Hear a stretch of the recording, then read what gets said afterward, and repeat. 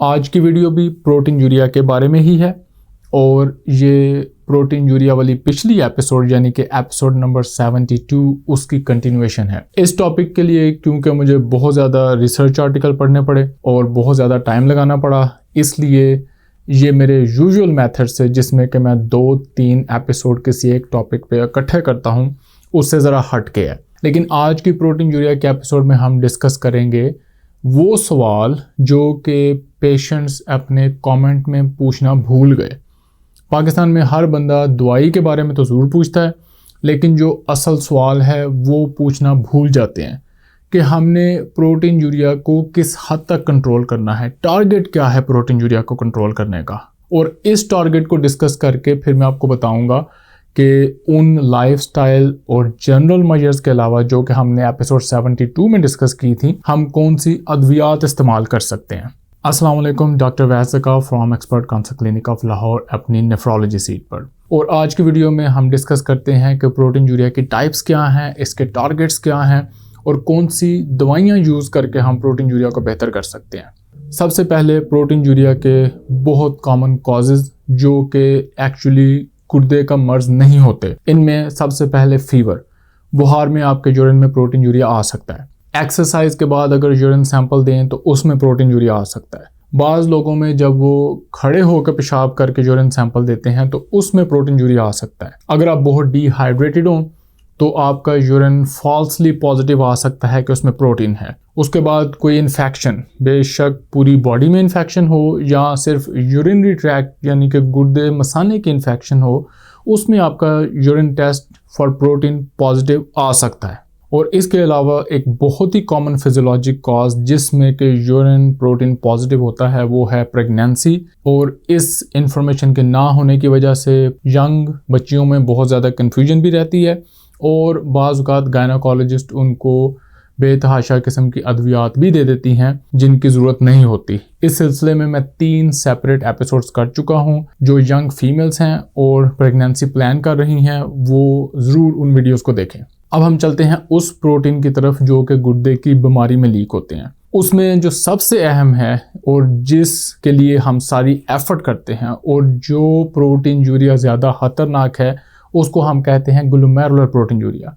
यानी कि ये जो किडनी के फिल्ट्रेशन यूनिट नेफ्रॉन है उसका जो हेड वाला पार्ट होता है जो कि बॉल की तरह होता है जिसको ग्लोमेरुलस कहते हैं, ये प्रोटीन वहाँ से लीक होते हैं। इसके अलावा जो ट्यूब्यूल पार्ट होता है जो हम पिछली वीडियोस में बड़ा बार डिस्कस कर चुके हैं, अब तो मेरे हाथ से मेरी सारी ऑडियंस को गुर्दे के हिस्सों की मुकम्मल इन्फॉर्मेशन हो जानी चाहिए। तो ये जो ट्यूब्यूल पार्ट है नेफ्रॉन का, किडनी के फिल्टर का, इसमें से भी प्रोटीन लीक हो सकते हैं। लेकिन जो ख़तरनाक बीमारियां हैं और जो गुर्दे के मर्ज को बहुत ज़्यादा बढ़ाता है प्रोटीन यूरिया, वो ये ग्लोमेरुलस वाला प्रोटीन यूरिया होता है। ग्लोमेरुलस का जो प्रोटीन यूरिया होता है उसको भी आप 2 बड़े हिस्सों में डिवाइड कर सकते हैं। एक वो ऑटोइम्यून डिसऑर्डर्स जिनको हम कहते हैं ग्लोमेरुलोनेफ्राइटिस, जो कि बड़ी ही अग्रेसिव और लिथल किस्म की कंडीशंस होती हैं और उनको अगर वक्त पे ट्रीट ना किया जाए तो वो बहुत ज़्यादा किडनी को डैमेज कर सकती हैं। और दूसरी तरफ हमारी बड़ी एक मासूम सी खामोश सी बीमारी होती है डायबिटीज़ यानी कि शुगर का मर्ज, जो कि हर गुर्दे के 100 मरीज़ों में से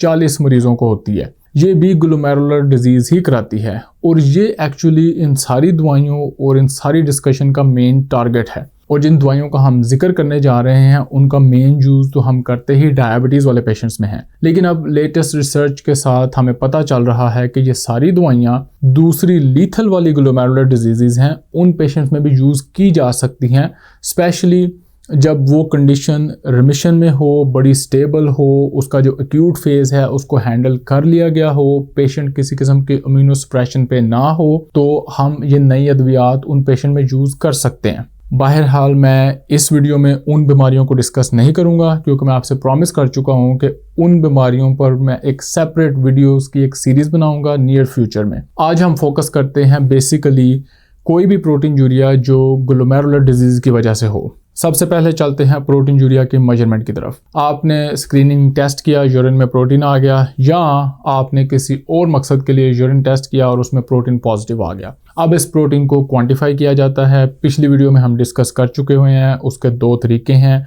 आप किसी रैंडम यूरिन सैंपल का प्रोटीन टू क्रिएटिनिन रेशो या एल्ब्यूमिन टू क्रिएटिनिन रेशो भी करा सकते हैं, या 24 आवर का यूरिन सैंपल इकट्ठा करके उसमें भी प्रोटीन कैलकुलेट कर सकते हैं। उन दोनों का जो नंबर है वो तकरीबन मिलता जुलता होगा। जो अमेरिकन गाइडलाइंस हैं उन्होंने जो नंबर सेट किया हुआ है वो है 30 मिलीग्राम पर डे, 30 से 300 मिलीग्राम पर डे और 300 से ऊपर मिलीग्राम पर डे। जो नॉर्मल किडनी है उसमें 30 मिलीग्राम पर डे से ज़्यादा प्रोटीन लीक नहीं होना चाहिए।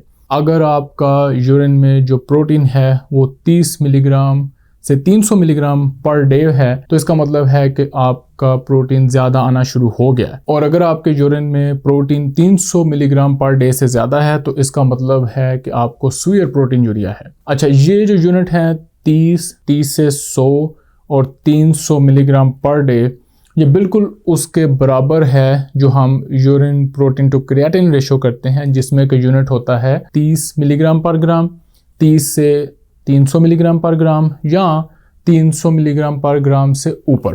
अगर 24 आवर यूरिन प्रोटीन और प्रोटीन टू क्रिएटिनिन रेशो में किसी किस्म की कन्फ्यूजन रह जाए तो आपने परेशान नहीं होना। ये वाकई ही कन्फ्यूजन वाला टॉपिक है और बाज़ औक़ात डॉक्टर्स को भी समझ नहीं आती कि दोनों में क्या फ़र्क है। तो अगर एज ए पेशेंट आपको समझ आ जाती है तो ज़बरदस्त, अगर नहीं आती तो इसमें कोई घबराने वाली बात नहीं है। आप अपने डॉक्टर से पूछ सकते हैं, कमेंट्स में मुझसे पूछ सकते हैं।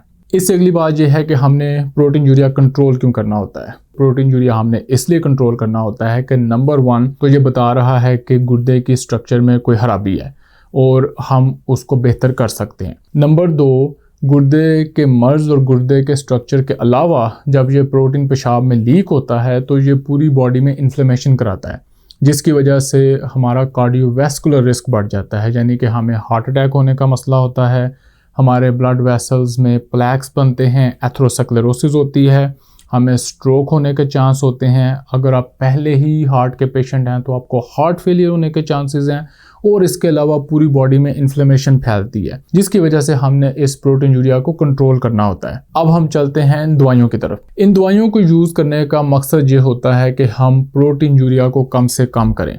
फॉर एग्ज़ाम्पल, अगर कोई पेशेंट तकरीबन समझें कि दिन में 3 ग्राम प्रोटीन लीक कर रहा है यूरिन में, यानी कि 3000 मिलीग्राम, तो हमारी as a nephrologist, as a doctor पूरी कोशिश होती है कि उसका प्रोटीन यूरिया 300 से भी नीचे आए। अगर 30 तक चला जाए तो बहुत ही अच्छी बात है, लेकिन बाज़ औक़ात ये प्रैक्टिकल नहीं होता।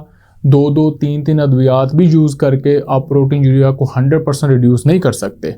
यही वजह है कि जो प्रैक्टिकल रियल लाइफ टारगेट है वो तकरीबन होता है 70% रिडक्शन, और अगर इससे ज़्यादा आप बेहतर कर लें प्रोटीन यूरिया को तो बहुत ही ज़बरदस्त है, उसमें कोई हर्ज नहीं है।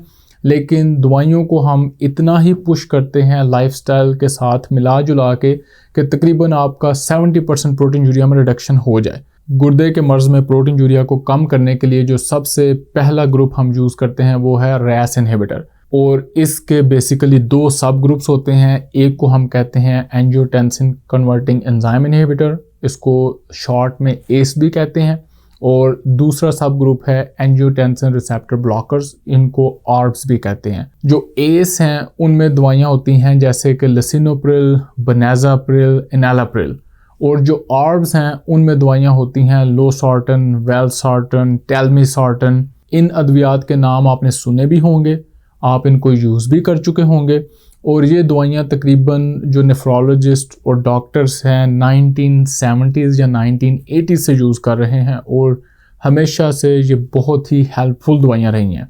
हर गुर्दे के मरीज़ को इस दवाई पर ज़रूर होना चाहिए, अनलेस के कोई ऐसी कॉन्ट्राइंडिकेशन है जिसकी वजह से एक पेशेंट ये दवाई इस्तेमाल नहीं कर सकता। गुर्दे के मरीज़ों में प्रोटीन यूरिया को कम करने के लिए दवाइयों का जो दूसरा बड़ा ग्रुप जिसने कि पिछले 5-7 साल में बहुत ज़्यादा हाइप क्रिएट की है, उनको हम कहते हैं फ्लोजिन्स, और इनकी जो मैकेनिज्म ऑफ एक्शन है वो है SGLT2 इनहिबिटर, जो कि गुर्दे में एक रिसेप्टर है और ये उसको जाकर ब्लॉक करते हैं। इसमें तकरीबन 4 मेन कंपाउंड हैं, 2 पाकिस्तान में मेरे ख्याल से अवेलेबल हैं, डेपाग्लिफ्लोजिन और एम्पाग्लिफ्लोजिन, और 2 कंपाउंड यानी कि कैनाग्लिफ्लोजिन और अर्टुग्लिफ्लोजिन पाकिस्तान में अवेलेबल नहीं हैं, लेकिन बाकी दुनिया में ये अवेलेबल हैं और बहुत हेल्पफुल हैं। इन दवाइयों पे रिसर्च बेसिकली तो शुरू हुई थी डायबिटीज़ वाले पेशेंट्स के लिए, क्योंकि ये डायबिटीज़ की मेडिसिन कंसीडर की जाती हैं। लेकिन जब देखा गया कि उन डायबिटीज़ वाले मरीज़ों में कुछ गुर्दे के मरीज़ भी थे और इन सब को बहुत ज़्यादा फ़ायदा हुआ, और इन फ़वाइद में थे कि इन मरीज़ों के हार्ट अटैक के चांस कम हो गए और इनमें हार्ट फेलियर के जो एडमिशन होते थे वो कम हो गए, ओवरऑल हेल्थ बेहतर हो गई। लेकिन साथ ही साथ देखा गया कि गुर्दे के मर्ज़ की जो प्रोग्रेशन है, यानी कि गुर्दे के मर्ज़ ने जो बढ़ना होता है उसकी स्पीड कम हो गई और इन पेशेंट्स में प्रोटीन यूरिया भी कम हो गया।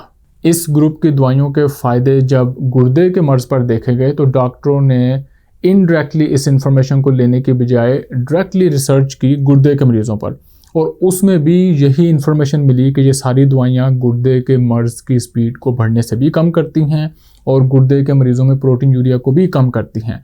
और ये सारे फ़वाइद पिछले ग्रुप की दवाइयों के होने के बावजूद भी बढ़ाए जा सकते हैं। ये नहीं है कि आपने एक टाइम में सिर्फ एक ग्रुप यूज़ करना है और दूसरा नहीं कर सकते, बल्कि आप एक ही पेशेंट्स में इन दोनों ग्रुप्स की दवाइयाँ देकर इन दोनों के बेनिफिट्स को मैक्सिमाइज़ कर सकते हैं।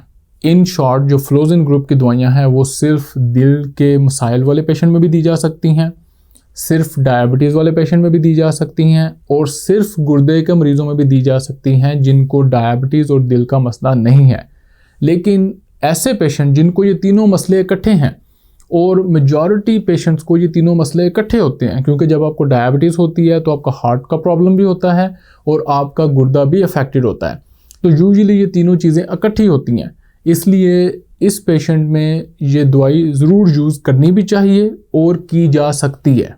अब हम चलते हैं दवाइयों के तीसरे ग्रुप की तरफ, जो कि गुर्दे के मर्ज़ के बढ़ने की रफ्तार को भी कम करती हैं और प्रोटीन यूरिया भी कम करती हैं। इस ग्रुप की दवाइयों को कहते हैं मिनरलोकॉर्टिकॉइड रिसेप्टर एंटागोनिस्ट। इसमें दो केमिकल हमारे पास बड़ी देर से अवेलेबल हैं, पिछले को 15-20 साल या उससे भी ज़्यादा, और इनका नाम है एल्डैक्टोन या अपलैरिनोन।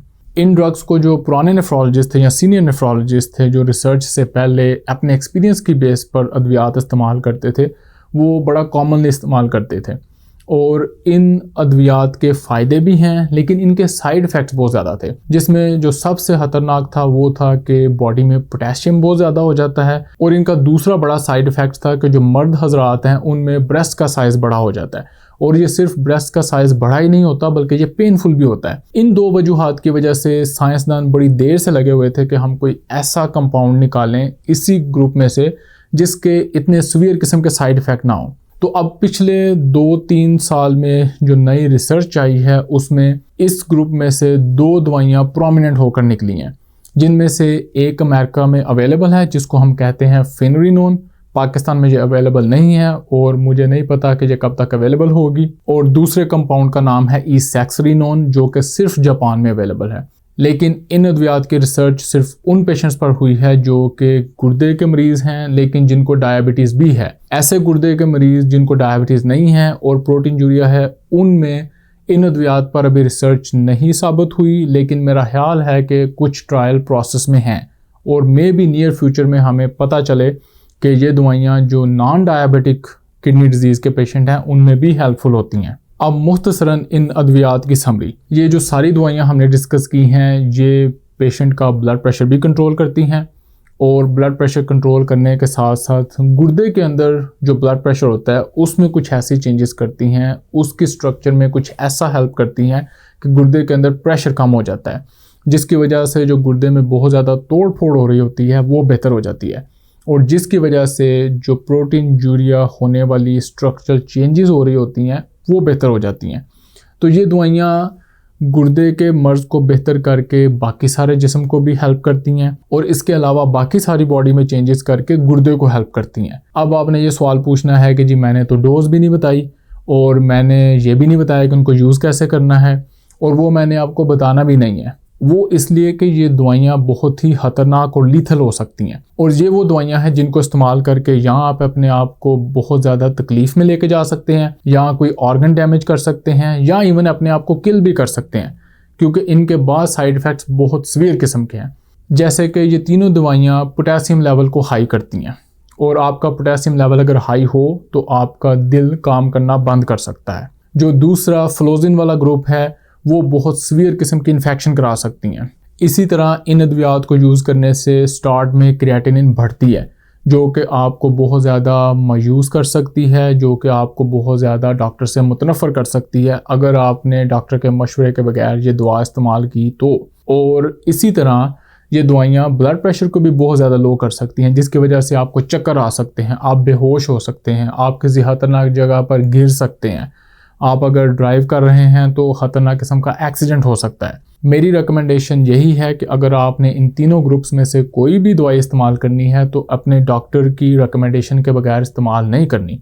और अगर आप पाकिस्तानी स्टाइल में अपना ही प्रिस्क्रिप्शन लेके अपने ही फार्मासिस्ट के साथ मिल के इस दवाई को लेकर चलना चाहते हैं तो वो आपका अपना रिस्क है, क्योंकि मैं आपको गारंटी देता हूँ कि इस दवाई की डोज ज़रा भी ऊपर नीचे होने से आपको साइड इफ़ेक्ट्स ज़रूर होने हैं। इस वीडियो का अख्ताम मैं एक पॉजिटिव मैसेज पर करूँगा कि वक्त के साथ साथ जदीद रिसर्च के ज़रिए हमें ज़्यादा से ज़्यादा अद्वियात का पता चल रहा है जिनको हम यूज़ करके प्रोटीन यूरिया को भी कम कर सकते हैं, गुर्दे के मर्ज़ की बढ़ने की रफ्तार को भी कम कर सकते हैं और गुर्दे के मर्ज़ की जो कॉम्प्लिकेशंस होती हैं उनको भी बचा सकते हैं।